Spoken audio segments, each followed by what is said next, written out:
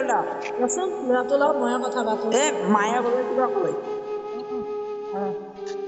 পা অ তই দূৰৰ পৰা বাপা বুলি মাতছ আৰু ওচৰতো দেখাই নাই গতিকে ইয়াৰ ভায়েকাইকে কোনো নাই দেউতাকো নাই সৰু ১.৫ বছৰ বয়সতে দেউতাক ঢুকাইছি গতিকে যিমান দূৰত থাকিলেও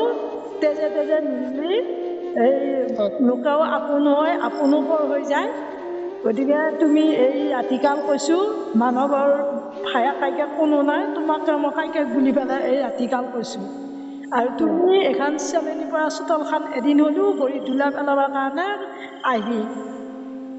যাম খুইদেউ যাম চিন্তা কৰিব নালাগে ভাবি আৰু তোমাৰ এটা ভাল বন্ধু কোন আছে তুমি লৈ আহিবি তোমাৰ সৰু ভাইটিটো বোলে চিপাঝাৰত পঢ়িব বুলি বাপাই কৈছিল তোমালোকে যেনে তেনে আহিবি কেতিয়া আহা মুঠতে আগদিনা যেনে তেনে এটা ফোন কৰবি মই গেলিবাৰ কি ময়ে ফোন কৰিছিলো আপোনাক শুই গৈছিল যে যোৱাকালি নে পৰহি নেকি কেইদিনমান হ'ল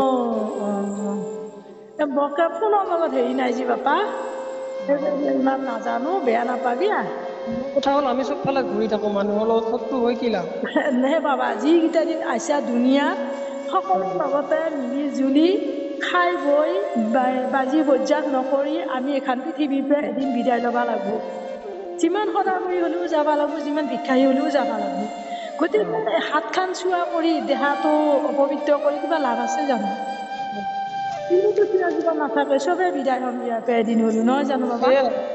এতিয়া মিলনতো মই এদিনহে দেখা পাইছিলো তথাপিও মোৰ কিবা মানুহক মই বেয়া নকৰো হয় তোমাৰ গোটেই যে তোমাৰ ৰাস্তা সদায় মুকল আৰু পবিত্ৰ হৈ থাকিব তুমি টেনচন হ'লে তোমাৰ পবিত্ৰ হৃদয় যায় ঈশ্বৰ সহায় তাৰ গতিকে এইটো নম্বৰ ছেভ কৰি ৰাখিব দিব কালি মোবাইল মই দিব থাকিম হয় দে বা মোবাইল দিয়াই নহয় তুমি কিন্তু যেনে তেনে এদিন আহিবি যেনে তেনে হ'ব দিয়ক ঠিক আছে মই জন্মদিনৰ দিনা মাতিছো জন্মদিনৰ দিনা যদি যাব